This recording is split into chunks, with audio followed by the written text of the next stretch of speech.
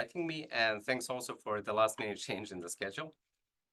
So I'll start with a brief presentation, which will basically cover some of, let's see, the background for U4 and higher norms in finite vector spaces.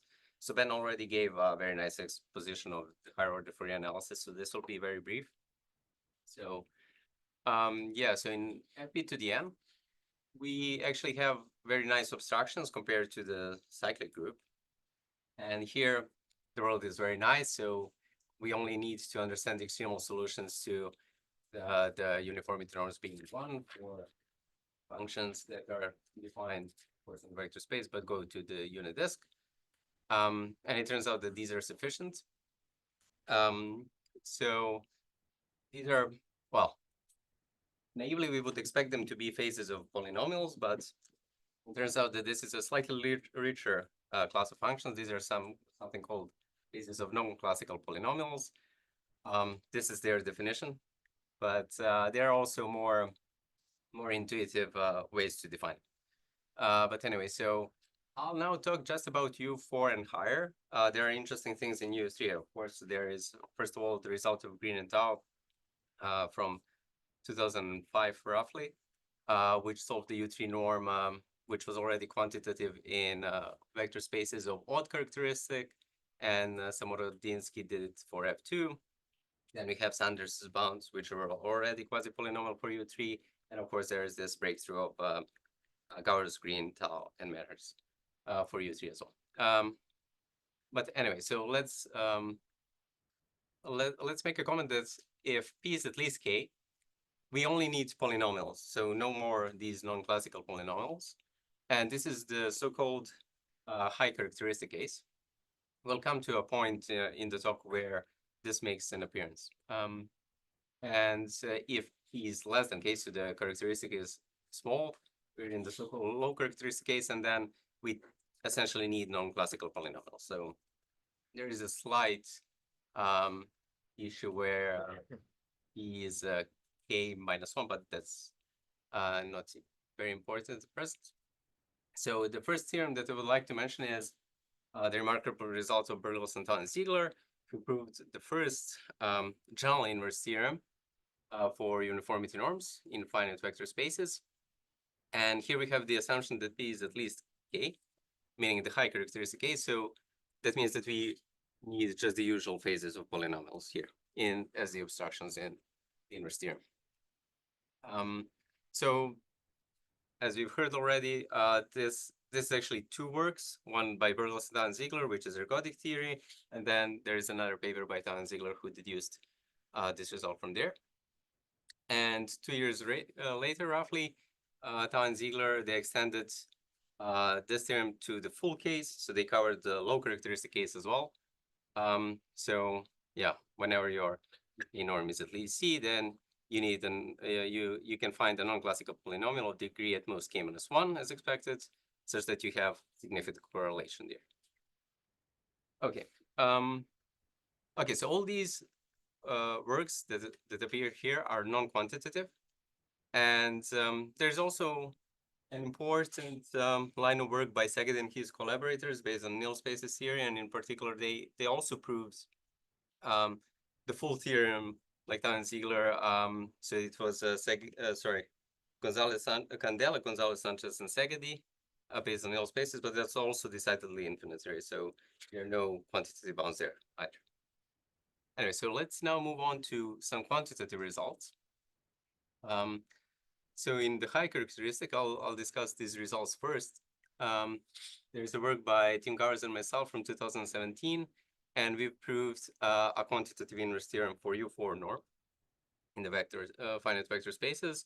And the quality of the bound here is roughly doubly exponential. So we have exponential, and then a quasi-polynomial here. But we think of this as like having two exponential abstractions in the proof. Next result that I'd like to mention is also by Tim and myself from 2020. The case of UK norms in the high characteristic. And here we have a tower of exponentials, which grows roughly like a factorial in K height. And another result is So here I've written Lovett. So this is Lovett observed in personal communication that he can actually remove one exponential immediately from our proof. And Kim Lee and Tidor, they found this proof independently in 2022. So for U4 norm, you essentially have one remaining exponential here, and then you get a quasi-polynomial. And I want to mention just in passing one partial result that stems from the work in 2020. And it says the following. So suppose that we have a function with uniformity norm at least C. And what happens here is, let me maybe just write down. So how are uniformity norms defined? Well, I think we've seen already this on Monday. So maybe if I write 2 to k here, we have expectation over all all choices of k shifts and a base point, and then we may take k discrete multiplicative derivatives from a base point x, which will give us parallelepiped in k dimensions. So UK norm is defined like this. And if we look at this expression here, we have a very similar expression, except that we have one shift less here. So it says that if you have a function with large uniformity norm, then we can find a multilinear form in k-1 variables, such that if we look at this shorter term with multiplicative derivatives, so we have k-1 derivatives, which would correspond to the definition of k-1 uniformity norm. And we get an additional multilinear phase. So we have a perfect structure here as an addition. So sort of, this is like step towards using the inductive hypothesis if we want to think about it that way.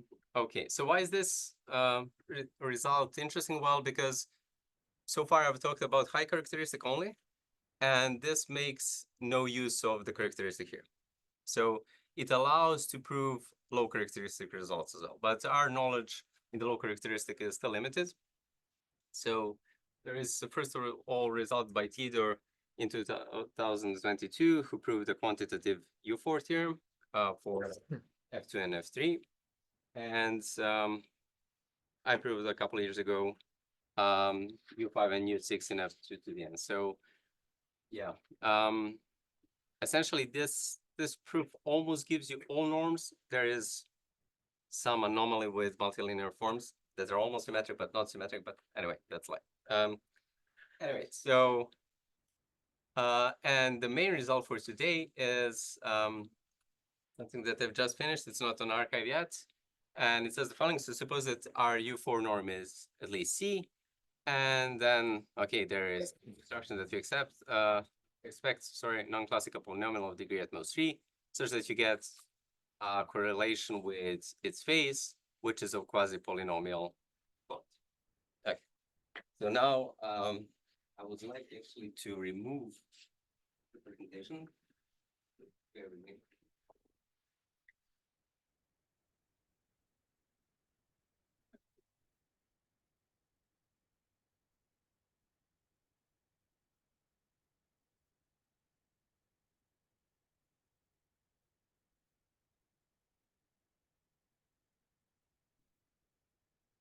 Okay, so the rest of the talk will sort of be partitioned into 2 parts. The first part will be sort of a brief review of the old U4 quantitative result. And after that, I'll pass to the new result and make some comparison. So let's call this old U4. Okay, so here, let's see, in my talk, I'll sort of follow the U4 paper that we posted on archive in 2017, but my viewpoint will also sort of be altered by the longer paper as well, but essentially it will be the details that originally appeared. So, so what's the starting point? The starting point is, of course, if your U4 norm is at least C, then that means that the 16th power is at least C to 16th, and then we can write this. Maybe not use. Okay, never mind. So let's skip a step. So we recall that our norm is defined by taking four different shifts, but we can view this also as taking two shifts and then applying U2 norm. Okay, so that means that for many pairs of shifts A and B, we frequently get large uniformity U2 of this doubly derived function f. So U2 norm is easy to understand. It's just it means that we just have a large Fourier coefficient. So this allows us to actually define map phi, which will basically take these large Fourier coefficients. So we may find phi of AB such that the Fourier coefficient of this map here is large. Okay, so it turns out this follows from actually original Gauer's work that this map phi, which lives then on some dense subset of G times G, and it maps to G. So it has the following two properties. So if we look at the horizontal lines, along horizontal lines, it frequently respects additive quadruples. So what does that mean? Well, whenever you have 4 points such that this distance is the same as this distance, and you evaluate phi at all these 4 points. So if this coordinate was y, this was x1, x2, x3, x4, then phi would satisfy this kind of okay, let's write. So it would satisfy this kind of identity. So this happens frequently. Okay, and if we so if we focus on phi in each horizontal line, what do we get? We get precisely an approximate homomorphism, and we've heard from Freddy's talk about structure theorems for approximate homomorphisms. So we may actually assume that phi respects all additive quadruples that are horizontal, and moreover, actually, we can assume that phi coincides with an affine map on each line if we want. So anyway, we get that phi respects all horizontal additive quadruples. And we can run the same arguments once again in the vertical direction, and we can get the same for additive quadruples. Okay. And we call this these kinds of maps prime and bihomomorphisms, simply because prime and homomorphisms do the same thing, just in one dimension. So these are prime and bihomomorphisms.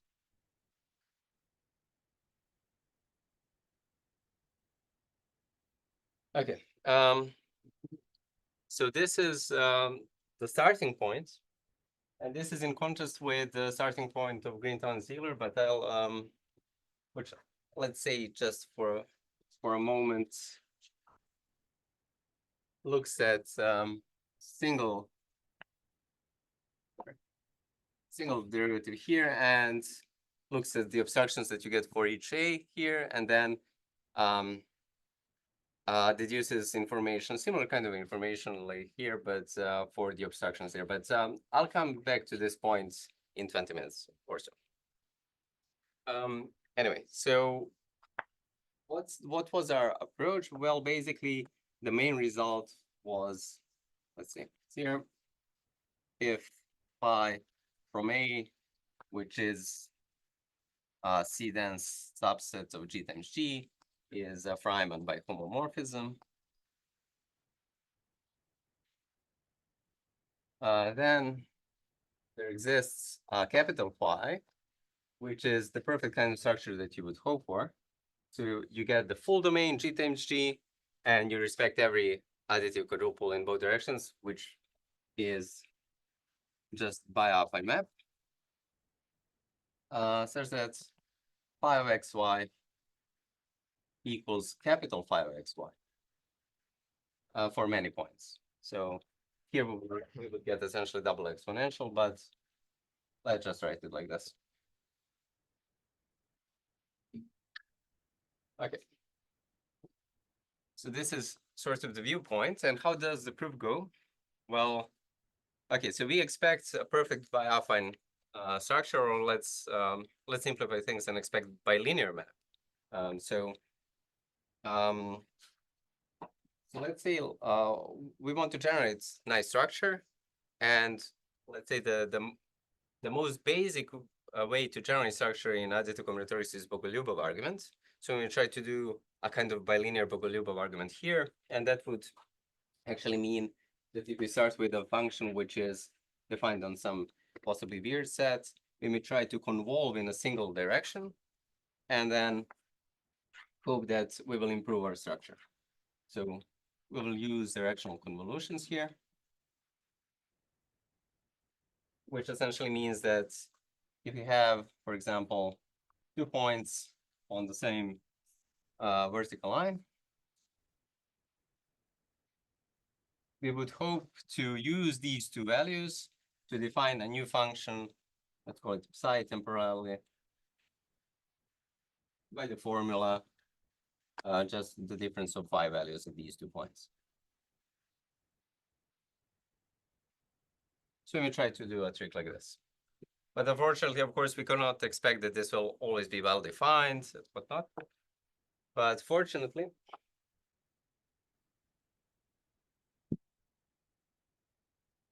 we will have coincidence, let's say very frequently.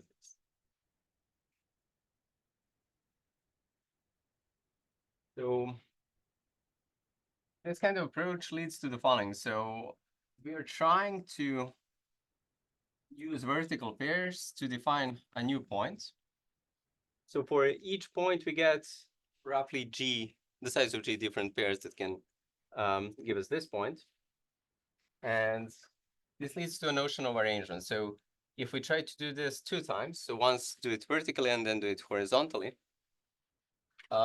So maybe we had another point here, and that would give us the final point here. In the original set, we would have 4 points like this, right? And that means that we end up with a vertical parallelogram. So if this point had coordinates x and y, that would correspond to this width being x, because x was the difference of these 2 coordinates, and y was the coordinates of both these points. So this was the height of the vertical parallelogram. So one actually needs to iterate this several times in order to get useful structure. In our paper, we actually had to use vertical parallelograms of vertical parallelograms, and to use pairs of these things with same length and width. So I won't say much about this, but the point is you need a finite number of steps of this kind, and you will somehow find algebraic structure. Okay, so for each arrangement, you can actually define its phi value by taking the appropriate linear combination of values of phi at each point, and that will give you finally a candidate for the value of the newly defined function at xy. Okay, so now the question is, how do we actually get bilinear structure here, which is our goal? And here is theorem, which allows us to do this. And this is actually the place where we lose 2 exponentials. So suppose that that f from G to G, G times G to unit disk. Okay, so is given. Consider a function which essentially counts, which essentially averages f over vertical parallelogram. So consider f, let's go with xy, which is given by expectation of u, v1, v2. This is probably 2 there. So f of xy, expectation of u, v1, v2, and maybe I'll just draw what we need.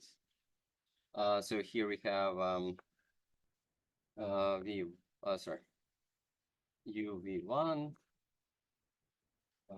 yeah, u v1 plus y, u plus x v2, and u plus x v2 plus y.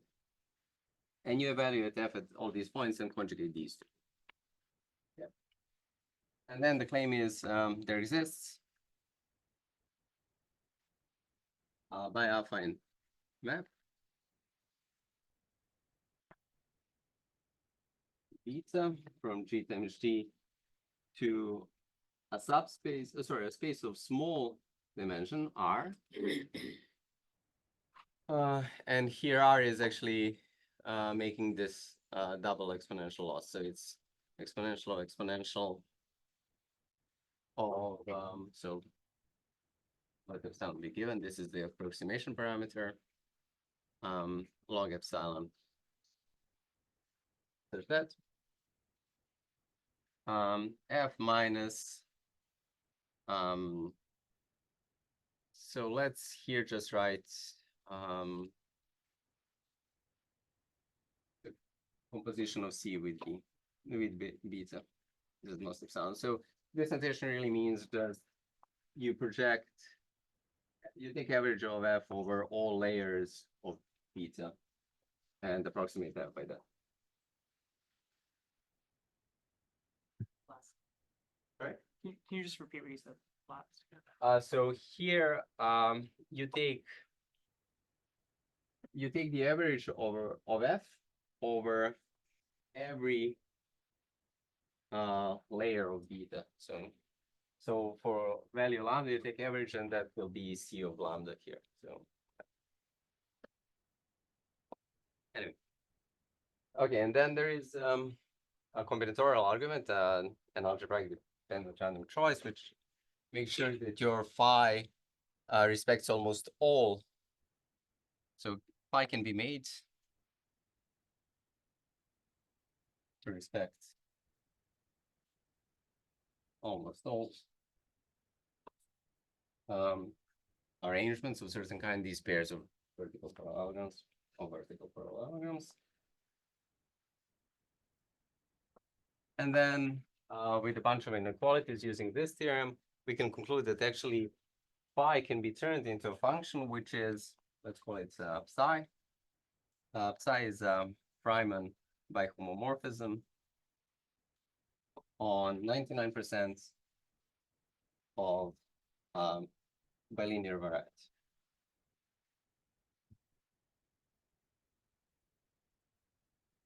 So we have, this was basically the first phase of the proof. And then the second phase starts from this point on.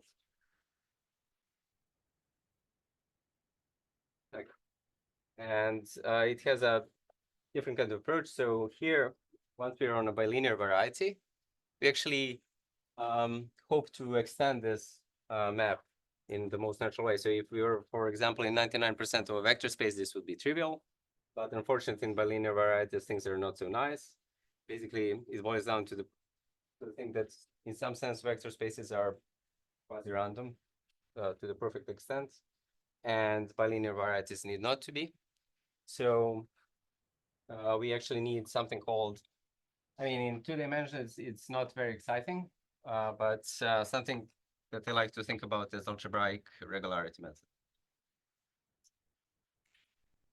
So if we have a bilinear variety, we need to make it quasi-random before trying to extend. Once it's quasi-random, we can extend it in a natural way. So you can just, so if you have almost everything, then you take 4 points.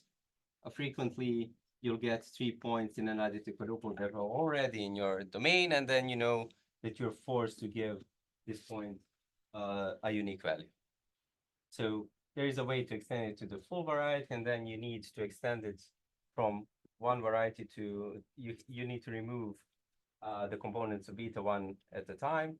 But you can do that by, once again, you take your favorite point outside the variety, give it your favorite value, and then you're forced to define all values on this vertical line, and then you're forced to define values on all these horizontal lines, etc. And it fills everything in a moment. Okay, so what I mean by algebraic regularity method, well, in 2 dimensions, like I said, it's nothing very difficult. It's basically just the observation that if we look at the bilinear variety as a graph, hyperstatic graph on G times G, so beta is a bilinear map from G times G to F to R, which is bilinear. We may put an edge xy, so xy is an edge if beta xy is 0. And we may ask ourselves whether this graph is quasi-random or not. And it turns out that this is quasi-random precisely when beta has high rank. And that by high rank of bilinear map to a higher dimension, I mean every linear combination of its components has sufficient high rank. So that's not hard to see. And to prove regularity lemma, so that we may partition such a graph into nice components, well, that's actually trivial. So if lambda beta has small rank, then you can write it as a short linear combination of products of linear forms, and then you just use these linear forms to define subspaces. So you just divide your G times G into products, into cosets of subspaces like this, and then on each subspace, on each product of cosets, you're immediately quasi-random as much as you like. Okay. So that's in a nutshell the proof, with many details omitted, I guess. Anyway, so what I want to talk about now is the new approach.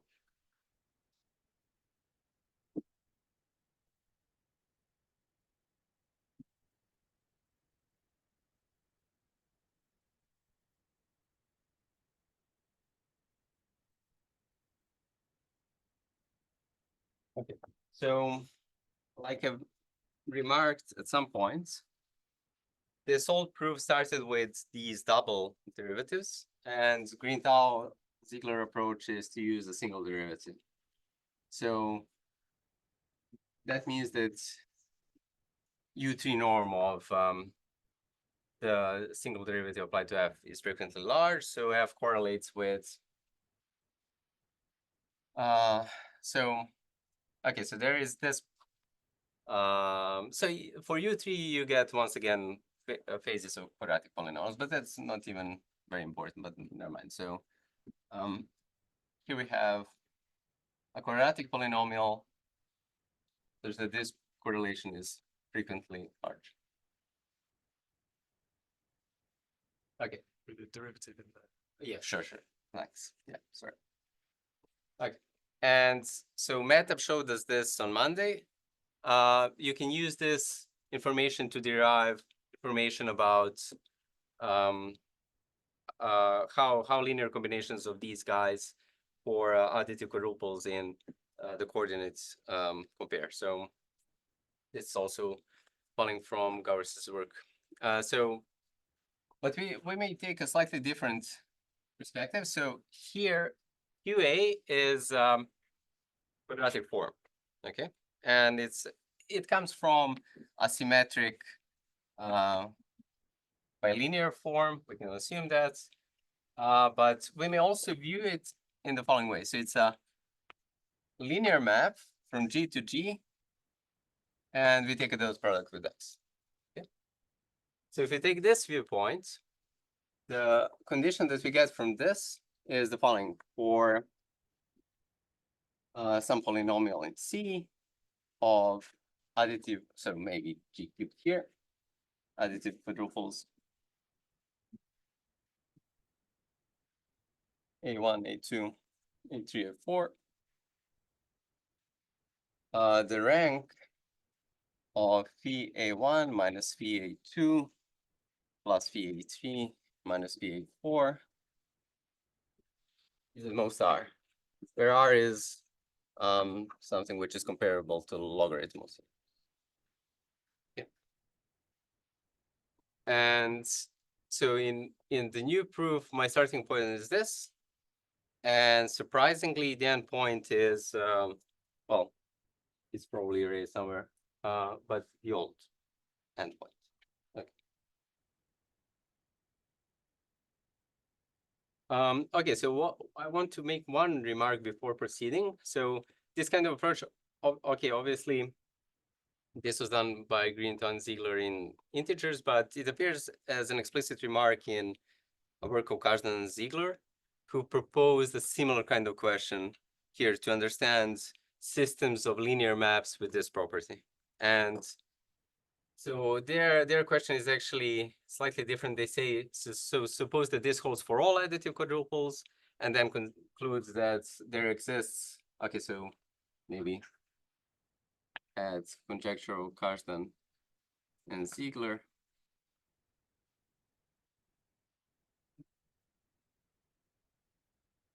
Okay, so in some sense, this was already a theorem of Karsden and Ziegler. I'll explain. So there exists a map phi from G times G to G. Let's say that it's affine in the first coordinate, a linear in the second, such that if we do the following, so look at the rank of the difference between phi of A and the linear map that we get by fixing A in the first coordinate here, then this rank is small. Frequent. So this is the perfect kind of structure that you can get here. Okay, and this is in some sense, I mean, I will show this with reasonable bounds, but Karsden and Ziegler actually proved this condition on the structure theorems for inverse theorems for uniformity norms, but of course with the appropriate bounds that follow from those theorems there. Okay, so let me now see how the proof goes roughly.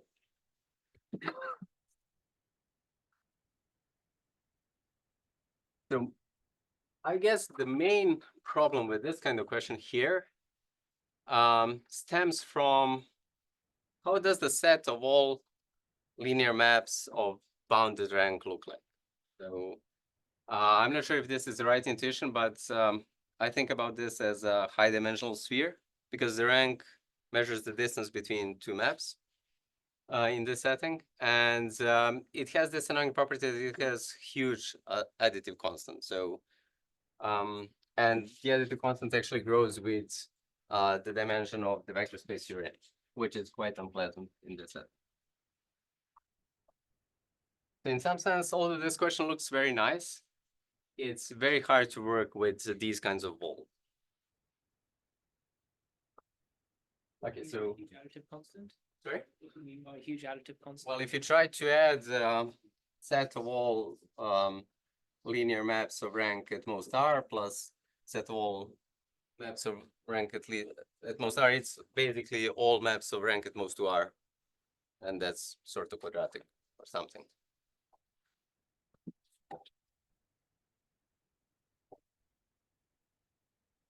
A doublet constant. Yeah, sorry. Okay, so let's just briefly say what's the proof outline.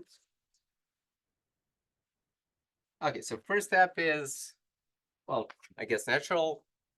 We have this approximate property here that these ranks are frequently small. Well, let's pass to a subset where it's always small. Okay, so to get actually to the place where Karsden and Ziegler actually start. So we may find a large set. Large means appropriately large, so quasi-polynomial in C and power of R or something. So we may find a large subset. So if our map was defined on X, so maybe A subset of X, such that all additive quadruples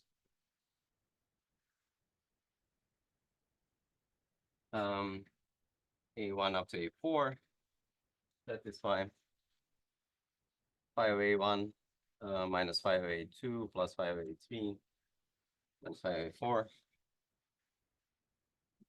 is small, and this if it starts with R, it grows linearly with R. Maybe 2 to 100 works. I mean, 2 to 100 certainly. Something more reasonable works. Okay, so that's the first part. In the second part, All and not sort of 99.9% then. all. Yeah, that's a bit surprising, actually. This by like some covering level value zone regards. So yeah, so maybe let's give this a name. So in the abstract, I promised to mention some variants about semi-regard. So let's call this abstract Balog semi-redigavers first time. Okay. Okay. Second step. So actually, I'm lying a bit here. Here, I don't want all additive quadruples. Just I want really all additive 16 tuples, but that's the same. So once you have all additive 16 tuples respected in this sense, you may use a robust so Balog, Pogolubov-Ruja, maybe Sanders theorem due to Squine-Narcissus to make this A become the full group. It's actually becoming some reasonably large subspace, but it allows us to assume that A is actually G. Okay. And now in the third step, we actually make an important change of perspective. So we're returning once again to question of Karzan and Ziegler. So we want to make sure that this rank here is small, but we have a nice interpretation of rank. Namely, rank is small if and only kernel is large. So what do we really want? We want to find subspace UA, which is of low codimension, such that phi of A equals big phi of A with this second variable varying here on UA. Okay, so we actually want the subspace for each point. Okay. So in this third step, we change the viewpoint.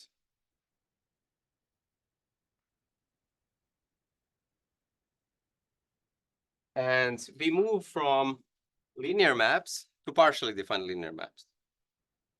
So we actually look at phi A UA for certain subspaces UA.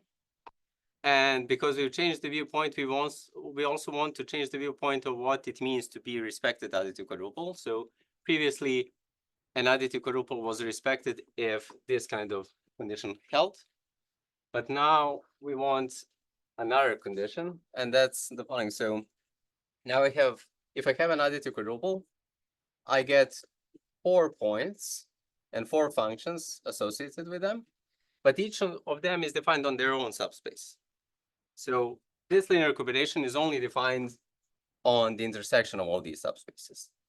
Okay. And now, if I want to gain anything, I want a stronger conclusion than just being of small rank. I actually want this to be 0 identically on this intersection. Okay.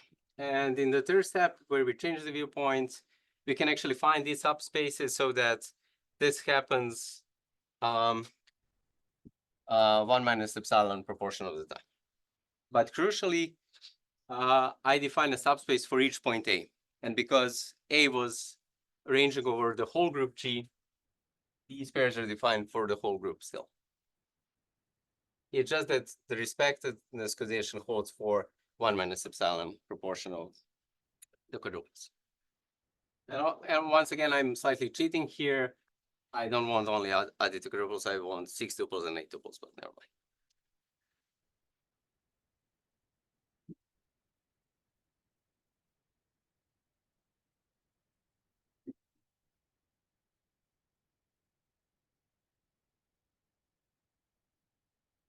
Okay, so far we've moved to different viewpoints, and I promise that we'll end up in in the final step, which Tim and I had previously. So now I want to find bilinear structure here. And in the fourth step, which, okay, for now, let's call it bilinear Bogoliubov arguments. Because it's essentially motivated by that. So from the system of these partially defined linear maps with these nice properties, we may pass to related subs to related system.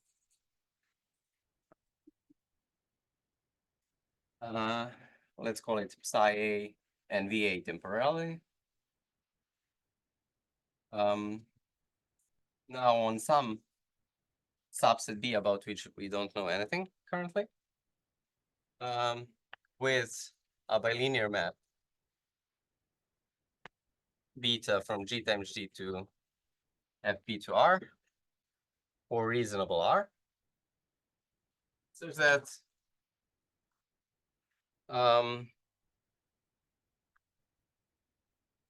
these subspaces are given actually by the kernels of these maps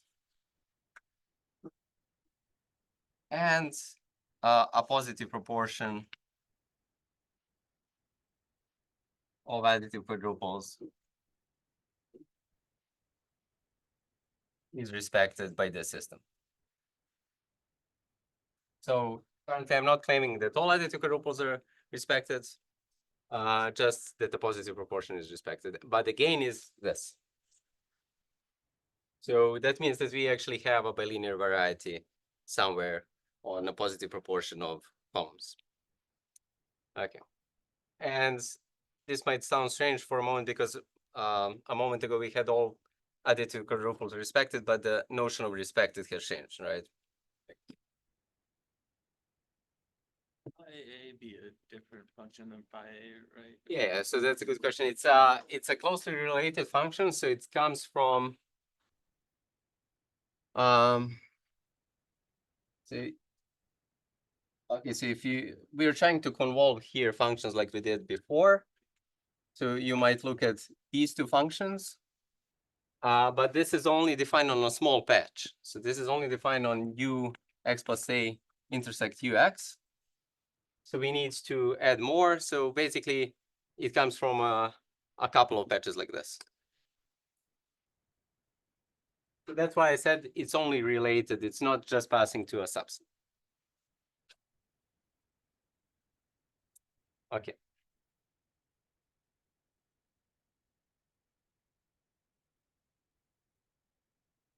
So now, once again, we have a positive proportion of additive quadruples respected. So we want to, once again, make all of them respected. So this is step maybe 5. So this is then abstract Balog's temporary hours for the second time. We may find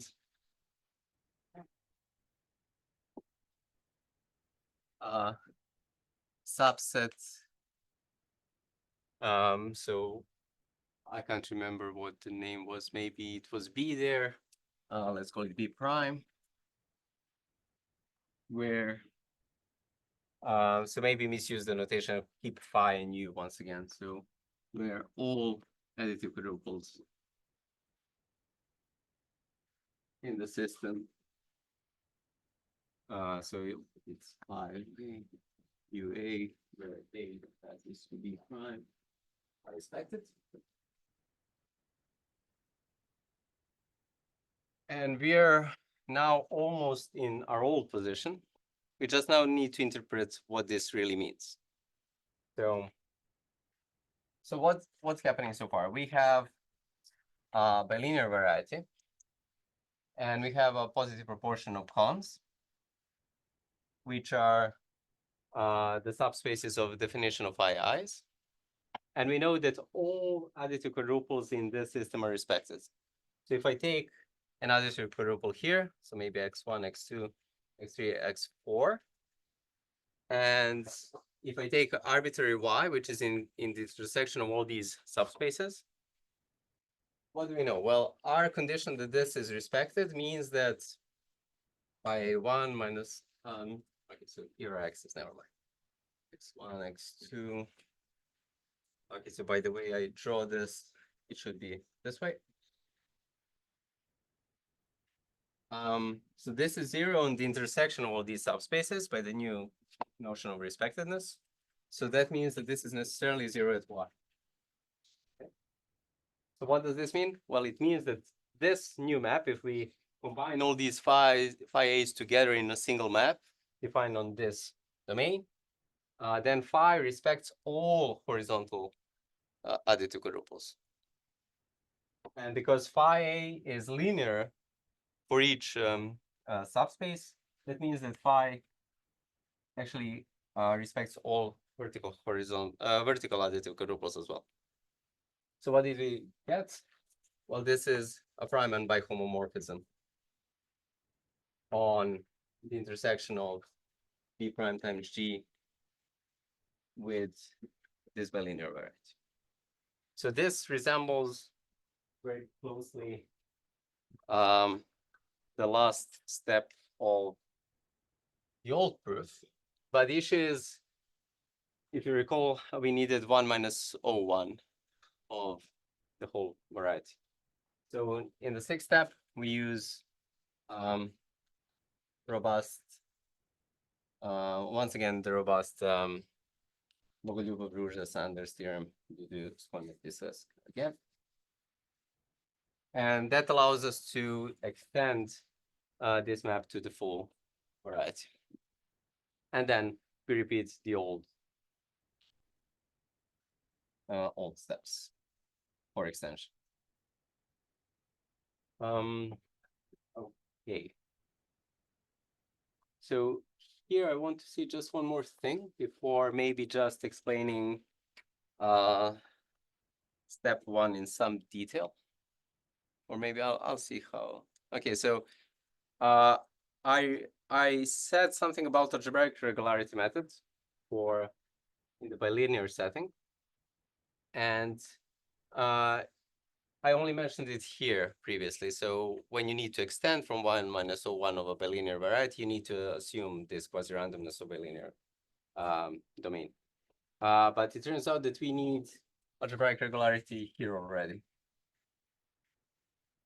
So the moment we pass to a bilinear structure, we need this algebraic regularity lemma. And this is in contrast between with the previous work, because we only used it for 1 minus O1 density. So this is an interesting. It's also interesting that we use it for sparser sets as well, and it's still effective. Okay, so maybe. So let me just say one more thing then. So all these steps are in the spirit of okay, these all works, but what I want to say is so I also mentioned bilinear Bogolyubov argument, which is related to these kinds of ideas, but it doesn't involve functions. It only involves a set which you convolve in one direction, then in another direction, you do it 10 times, and you get a bilinear variety somewhere inside it. And the old proof had 2 exponentials. One exponential is actually easy to remove. It's sort of one weird technical step that we had in the approximation theorem, including using inclusion-exclusion formula. The other one was it's quite hard to remove it actually, because it boils down to the fact that you cannot get efficient L2 approximation of convolutions by structured functions. But for bilinear Bogolyubov argument, we actually had good bounds due to Hosseini and Lovett. And a couple of years ago, I actually extended their argument to all finite abelian groups, also with good bounds. And all these steps are sort of in that spirit, and the methods from that paper should also work in the case of this theorem. So I guess it's quite plausible that this kind of argument should give a quasi-polynomial U4 theorem for all finite abelian groups. Yeah, so I guess that's a good place to stop.